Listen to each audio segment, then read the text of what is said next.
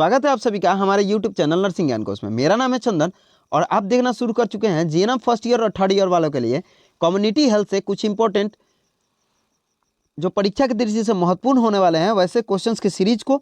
साथ ही इन सभी वीडियो में आप लोग को उन सभी प्रश्नों का फुल डिस्क्राइब भी मिलने वाला है। आशा करते हैं वीडियो पसंद आएगा। अगर वीडियो पसंद आता है तो हमारे चैनल को जरूर सब्सक्राइब कीजिए, साथ ही वीडियो को लाइक तथा अपने दोस्तों में भी जरूर शेयर कीजिए। चलिए बढ़ते हैं आज के पहले क्वेश्चन की तरफ।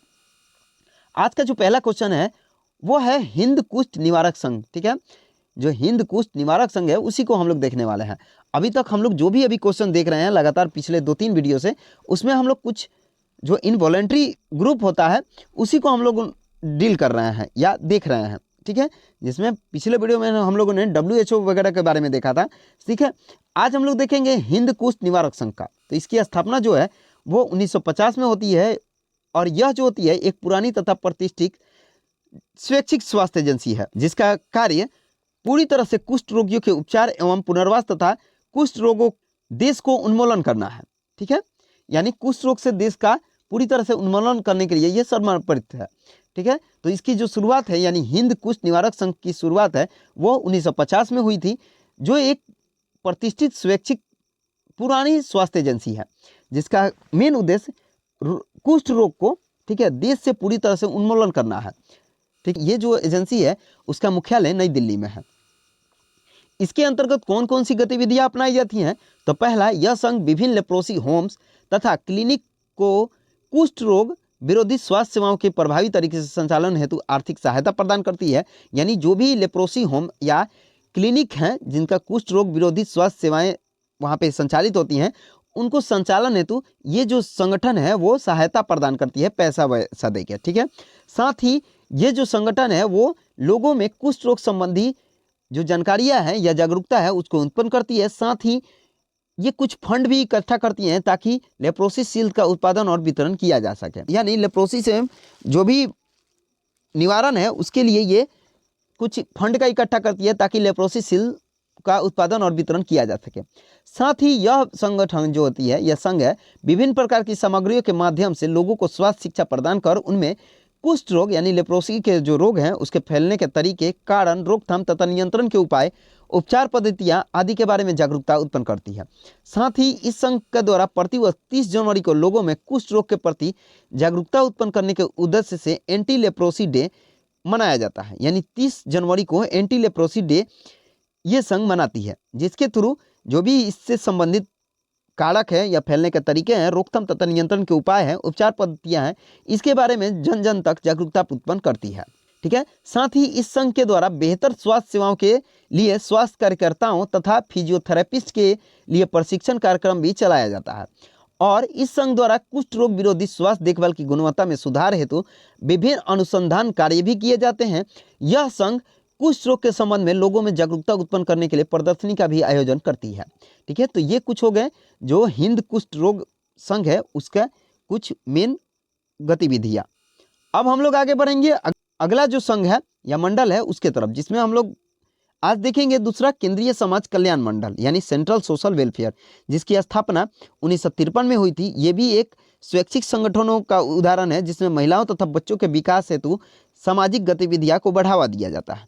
ठीक है, साथ ही इसमें कल्याणकारी कार्यक्रमों का क्रियान्वयन भी किया जाता है। यह एक अर्ध सरकारी स्वास्थ्यशाही संगठन है जिसका प्रशासनिक नियंत्रण शिक्षा मंत्रालय द्वारा किया जाता है।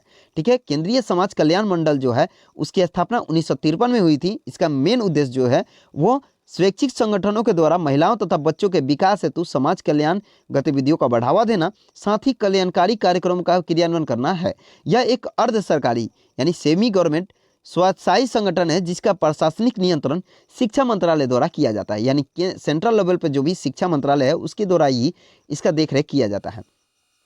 इसके अंतर्गत कुछ विशेष गतिविधियां हैं जिसमें हस्तशिल्पी दस्तकारी संबंधित प्रशिक्षण दिया जाता है। साथ ही बालवाड़ी केंद्रों की स्थापना, महिलाओं को मातृत्व सहायता प्रदान करना, सामाजिक शिक्षा मुहैया करना, दुग्ध वितरण आदि इसमें संपादित किए जाते हैं। तो जो केंद्रीय समाज कल्याण मंडल है उसके थ्रू जो मेन गतिविधियां हैं उसमें हस्तशिल्पी या दस्तकारी संबंधी प्रशिक्षण प्रदान किए जाते हैं। साथ ही बालवाड़ी केंद्रों की स्थापना, महिलाओं को मातृ सहायता प्रदान करना, सामाजिक शिक्षा मुहैया कराना और दुग्ध वितरण करना, ये सब शामिल है। अगला है the all India blind relief society. ठीक है, the all India blind relief society, जिसकी स्थापना 1946 में हुई थी। इसका जो मेन उद्देश्य था वो नेत्रहीन लोगों की स्वास्थ्य देखभाल तथा उपयुक्त परामर्श देना था।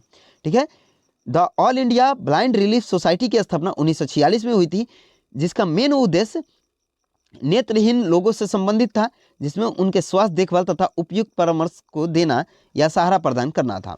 ठीक है, अगला है संयुक्त राष्ट्र जनसंख्या गतिविधि कोष यानी UNFPA, United Nations fund for population activities. इसकी स्थापना जो है वो 1969 में हुई थी, जिसका मुख्यालय न्यूयॉर्क में है। ठीक है, तथा वर्तमान में इसकी प्रमुख डॉक्टर नटालिया कोनेम, जो 2018 से अभी तक वर्तमान में है। ठीक है, UNFPA का मुख्यालय जो है वो न्यूयॉर्क में है और इसकी स्थापना 1969 में हुई है। जो प्रमुख है उनका नाम डॉक्टर नटालिया कोनेम है। यह कोष विश्व के 150 से भी अधिक देशों में अपनी सहायता सेवाएं प्रदान कर रहा है। ठीक, साथ ही इसका मेन उद्देश्य जो है वो गर्भकाल में वांछित गर्भावस्था या प्रत्येक जन्म सुरक्षित हो, प्रत्येक व्यक्ति HIV संक्रमण एवं यौन संचालित बीमारियों से स्वतंत्र हो तथा प्रत्येक महिला को सम्मान के साथ जीने के अवसर को प्रदान करती है। या इसका मेन उद्देश्य यही है, जिसमें STD रोग से लड़ने के लिए साथ ही प्रत्येक जन्म सुरक्षित हो, ऐसा प्रत्येक गर्भावस्था वांछित हो तथा प्रत्येक महिला सम्मान के साथ जिए, ऐसे अवसर को या ऐसे उद्देश्य को ये लेके चलती है, जिसका मुख्यालय न्यूयॉर्क में है और इसकी स्थापना 1969 में हुई थी। वर्तमान में इसकी जो प्रमुख है वो डॉक्टर नटालिया कोनेम है। ये अभी वर्तमान में 150 से भी अधिक देशों में कार्यरत है। अगला है विश्व बैंक। ठीक है, वर्ल्ड बैंक जो होता है उसी को। ठीक है, तो ये एक विशिष्ट एजेंसी है जिसकी स्थापना जुलाई 1944 में होती है। यह एक अंतर्राष्ट्रीय संगठन है जिसका मुख्यालय वाशिंगटन DC में है। ठीक है, यह बैंक विश्व में गरीब देशों को उनके विकास तथा जीवन स्तर में सुधार हेतु आर्थिक एवं तकनीकी सहायता प्रदान करती है। WHO के साथ अपने सदस्य देशों में कई लाभकारी योजनाएं ये संचालित करती है। ठीक है, तो ये WHO के साथ मिलकर और जो भी इसके जुड़े हुए देश हैं उन पे ये स्वास्थ्य संबंधी या लाभकारी योजनाएं को संचालित करती है। ठीक है, तो इसके अंतर्गत क्या क्या सहायता प्रदान करते हैं? तो पहला, जनसंख्या नियंत्रण पे ये कार्य करती है। दूसरा, संक्रामक बीमारियों की रोकथाम पे ये कार्य करती है। साथ ही पेयजल आपूर्ति, खाद्य आपूर्ति, पर्यावरण संरक्षण, कृषि, शिक्षा, रेलवे और सड़क निर्माण पर भी वर्ल्ड बैंक काम करती है। ठीक है, तो इसके अंतर्गत यानी वर्ल्ड बैंक के थ्रू जो मेन कार्य है उसमें जनसंख्या नियंत्रण, संक्रामक बीमारियों की रोकथाम, पेयजल आपूर्ति, खाद्य आपूर्ति, पर्यावरण संरक्षण, कृषि, शिक्षा, रेलवे तथा सड़क निर्माण से संबंधित ये कार्य को देखती है। अगला है खाद्य एवं कृषि संगठन। ठीक है, यानी FAO। ठीक है, फूड एंड एग्रीकल्चर ऑर्गेनाइजेशन। तो ये एक संयुक्त राष्ट्र द्वारा स्थापित एक विशिष्ट एजेंसी है जिसकी स्थापना 16 अक्टूबर 1945 में हुई थी। ठीक है, यानी FAO यानी फूड एंड एग्रीकल्चर ऑर्गेनाइजेशन की स्थापना 16 अक्टूबर 1945 को हुई थी, जिसका मुख्यालय रोम इटली में स्थित है। ठीक है, रोम जो शहर है इटली का वहीं स्थित है।